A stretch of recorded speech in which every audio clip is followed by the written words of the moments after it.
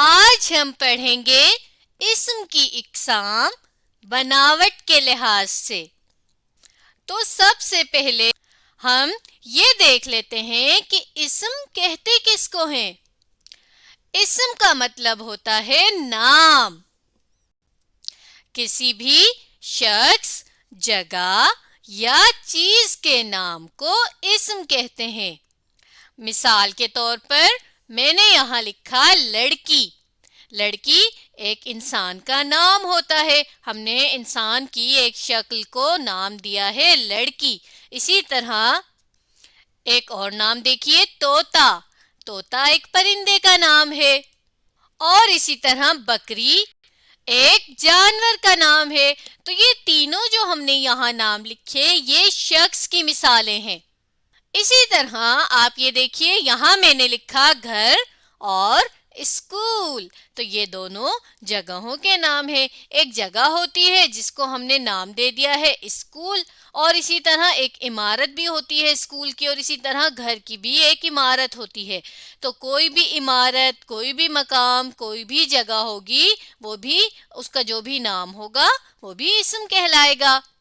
پھر اسی طرح آپ چیز میں دیکھیے کہ کرسی اور بستہ۔ اب ہم نے ایک چیز کو نام دے دیا ہے، بیٹھنے کے لیے استعمال ہوتی ہے، لکڑی کی بھی ہوتی ہے، پلاسٹک کی بھی، تو اسے ہم کرسی کہتے ہیں۔ اسی طرح کتابیں رکھنے کے لیے آپ جو چیز استعمال کرتے ہیں اسے ہم بستہ کہتے ہیں۔ تو یوں ہم نے دیکھا کہ اسم خود کیا ہوتا ہے۔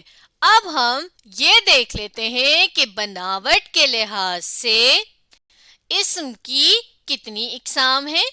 بناوٹ کے لحاظ سے اسم کی 3 اقسام ہیں۔ تو پہلی قسم کا نام ہے اسم جامد۔ تو سب سے پہلے ہم اس لفظ جامد کا مطلب دیکھتے ہیں۔ تو اس کا آسان ترین مطلب ہے جمع ہوا۔ جمع ہوا یعنی جس کو ہم ہلا نہ سکیں اپنی جگہ سے، جسے ہم ٹھوس بھی کہتے ہیں، تو اسے ہم کہتے ہیں جامد۔ جس کو ہم ہلا نہ سکیں، ایک جگہ سے دوسری جگہ نہ کر سکیں۔ تو دیکھیے وہ اسم جو نہ خود کسی سے بنے اور نہ ہی اس سے کوئی دوسرا اسم بنایا جا سکے، تو اسے ہم کہیں گے کہ یہ اسم جامد ہے۔ مثال کے طور پر آپ کے سامنے ایک تصویر ہے۔ کس چیز کی تصویر ہے؟ آگ کی تصویر ہے۔ تو دیکھیے آگ جو لفظ ہے، جو اسم ہے، اس کو ہم کسی بھی طرح تبدیل نہیں کر سکتے۔ کیوں نہیں کر سکتے؟ تو دیکھیے آگ کے لیے نہ ہی ہم نے آگ کو کسی لفظ سے بنایا ہے، اور نہ ہی آگ سے مزید آگے کوئی لفظ بنتا ہے۔ اسی طرح ایک اور تصویر دیکھیے پانی۔ پانی بھی اسم جامد ہے، کیونکہ پانی بھی کسی اور لفظ سے نہیں بنا، اور نہ ہی پانی سے ہم مزید کوئی لفظ بنا سکتے ہیں۔ اسم جامد کی کچھ اور مثالیں آپ یہ دیکھ سکتے ہیں، جیسے کمپیوٹر۔ دیکھیے کمپیوٹر ایک ایسا لفظ ہے جو کسی لفظ سے نہیں بنا، اور نہ ہی اس سے ہم آگے کوئی لفظ بناتے ہیں۔ اور اسی طرح آپ یہ دیکھیے کہ کمپیوٹر لفظ کی ہم جمع تو بناتے ہیں، جیسا کہ ہم اس کے آگے واو اور نون غنہ لگاتے ہیں تو بن جاتا ہے کمپیوٹروں۔ جیسے ہم کہہ سکتے ہیں کہ ان کی کمپیوٹروں کی دکان ہے وغیرہ۔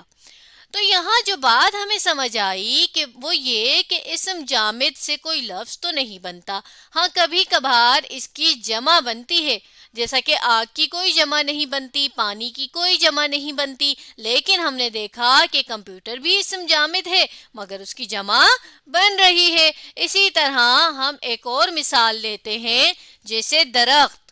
درخت بھی اسم جامد ہے، تو درخت کی بھی ہم جمع بناتے ہیں، کیا لگا کے؟ واو اور نون غنہ لگا کے۔ درختوں، آم کے درختوں وغیرہ، اس طرح کر کے جب ہم لکھتے ہیں۔ کچھ اور مثالیں اگر ہم دیکھنا چاہیں اسم جامد کی، تو دیکھیے ہسپتال۔ ہسپتال بھی ایک ایسا لفظ ہے کہ جس سے مزید کوئی لفظ نہیں بنتا، صرف ہم یہ دیکھتے ہیں کہ کبھی کبھی اس کی جمع بنتی ہے۔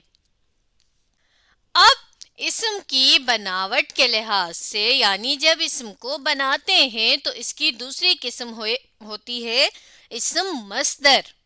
تو دیکھیے اسم مصدر میں کسی کام کا کرنا، ہونا یا سہنا پایا جاتا ہے، اسے ہم کہتے ہیں اسم مصدر۔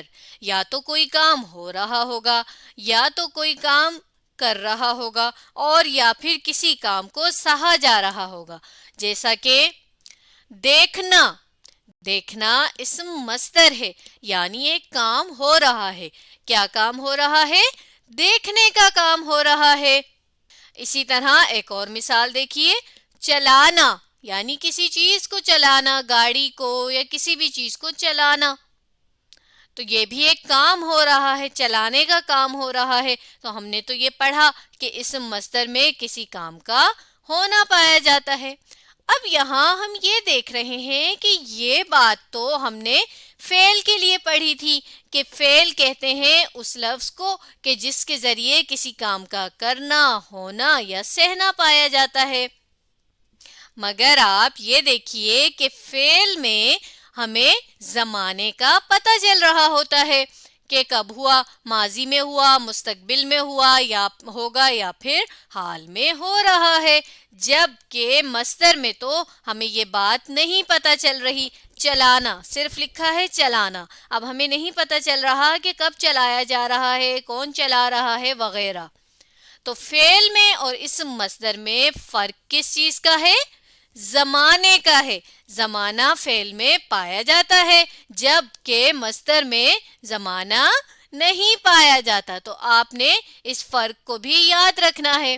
ایک اور بات جو آپ نے اسم مصدر کے بارے میں لازمی یاد رکھنی ہے کہ اسم مصدر کے آخر میں نہ آتا ہے۔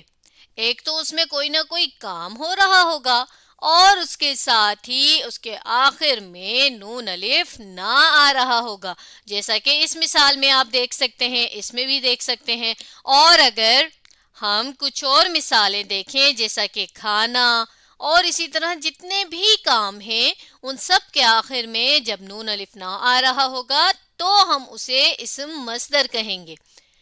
جیسے اگر میں یہاں ایک لفظ لکھتی ہوں نانا، نانا آپ دیکھیے کہ یہ ایک رشتے کا نام ہے۔ نانا یعنی کہ ہمارے امی کے جو ابو ہوتے ہیں ان کو ہم نانا کہتے ہیں۔ تو دیکھیے اس کے بھی آخر میں تو نون الف نہ آ رہا ہے، مگر ہم اسے اسم مصدر کیوں نہیں کہہ رہے؟ کیونکہ اس میں کوئی کام نہیں ہو رہا، اس لیے ہم اسے اسم مصدر نہیں کہیں گے، بلکہ یہ تو صرف ایک رشتے کا نام ہے۔ اسی طرح ایک لفظ ہوتا ہے چونا، جو ہم دیواروں پر کرتے ہیں، اکثر لوگ بھی دوسروں کو چونا لگا دیتے ہیں۔ تو وہ جو ہے وہ آپ دیکھیے کہ ایک چیز کا نام ہے، اس میں کسی کام کا ہونا نہیں پایا جا رہا۔ تو یہاں دیکھیے نون الف نہ تو ہے مگر کام نہیں ہو رہا، تو اس کو بھی ہم اسم مصدر نہیں کہہ رہے۔ اب تیسری قسم کا نام ہے اسم مشتق۔ میرے ساتھ پڑھیے، اسم مشتق۔ تو دیکھیے اسم مشتق کہتے ہیں وہ اسم جو اسم مصدر سے بنایا جائے۔ اس مشتق لفظ کا مطلب ہی یہی ہے نکلا ہوا۔ اب دیکھیے آپ کے سامنے ایک تصویر ہے اور نیچے جملہ لکھا ہے وہ کپڑے دھوتے ہیں۔ تو یہاں پر دیکھیے دھوتے جو لفظ ہے، دھوتے، یہ کس اسم مصدر سے بنا ہے؟ کیا آپ بتا سکتے ہیں؟ دھونا، بالکل صحیح۔ دھونا جو ہے وہ ہمارے پاس اسم مصدر ہے، اس سے ہم نے ایک نیا اسم بنایا دھوتے، یعنی کام تو ہو رہا ہے لیکن اسم تھوڑا سا تبدیل ہو گیا، نا کی جگہ ہم نے تے بڑھیے تے لگا دیا تو بن گیا دھوتے۔ اسی طرح ہم مختلف اسم مشتق بنا سکتے ہیں، جیسا کہ دھوتے، دھلائی اور دھونے والا، یہ سب ہی اسم مشتق کہلائیں گے کیونکہ ان کو ہم نے ایک دوسرے لفظ کے ذریعے بنایا، اور وہ لفظ کیا تھا؟ دھونا، جسے ہم اسم مصدر کہتے ہیں۔ ایک اور مثال آپ یہ دیکھ سکتے ہیں، لکھنا۔ लिखना से हम बनाते हैं लिखाई, जैसा कि ये किसकी लिखाई है, और इसी तरह इसको लिखने वाला कौन है और ये क्या लिखा हुआ है। तो इस सब में ही हमने लिखना से कुछ अल्फाज नए बनाए जिनकी शक्ल तब्दील हो गई, लेकिन काम उनमें भी हो रहा है। तो हमने ये जाना कि इस्म मुश्तक इस्म मस्दर से हमेशा बनाया जाएगा और उसमें काम हो रहा होगा। अब देखें, आपके सामने एक जुमला है, हम एक मश्क कर लेते हैं। जुमला लिखा है, रज़ा ने काम करना है। आप मुझे बताएंगे कि इस जुमले में इस्म की बनावट के लिहाज से कौन सी किस्म मौजूद है। देखें, ये तो हमें मालूम है कि रज़ा जो है वो इस्म मुअर्रफा है। इस्म मुअर्रफा क्यों है? क्योंकि ये एक शख्स का नाम है, यानी एक शख्स है जिसका हमने नाम रख दिया है रज़ा। अब आप बताइए कि बनावट के लिहाज से इसमें कौन सी किस्म मौजूद है। चले मैं आपको बताती हूँ। करना, देखिए काम करना, यहाँ पर एक काम का करना पाया जा रहा है कि रज़ा ने कोई काम करना है। तो करना से हमें क्या पता चला कि काम हो रहा है, फेल। और हमने क्या पढ़ा था कि फेल से मिलता जुलता जो इस्म होता है उसको हम क्या कहते हैं? इस्म मस्दर कहते हैं। तो यहाँ पर ये देखिए, करना जो है ये इस्म मस्दर है और इसको यही हम फेल भी कह सकते हैं। क्यों कह सकते हैं? क्योंकि देखिए यहाँ पर हमें ज़माना भी पता चल रहा है। करना है यानी अभी उसने काम किया नहीं है बल्कि वो मुस्तकबिल में करेगा। तो क्योंकि हमें ज़माना पता चल रहा है इसलिए हम इसे यहाँ पर फेल भी कह सकते हैं। अब एक और मिसाल देखिए, उनके घर एक दरख्त है। आप बताइए कि इसमें कौन कौन से इस्म मौजूद हैं। दरख्त, इसमें दरख्त जो है वो कौन सा इस्म है? इस्म मुश्तक, माफ कीजिएगा, इस्म जामिद है। जामिद यानी हमने ये पढ़ा था ना कि वो लफ्ज जो जिसे तब्दील ना किया जा सके। तो दरख्त की तो हम सिर्फ जमा बना सकते हैं और किसी तरह हम इसको तब्दील नहीं कर सकते। और यहाँ पर आपको एक और लफ्ज नजर आ रहा है, घर। घर भी आपको इस्म जामिद लग रहा होगा, लेकिन घर इस्म जामिद नहीं है।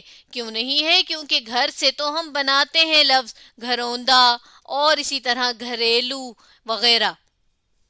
तो आज हमने पढ़ा इस्म की इकसाम बनावट के लिहाज से।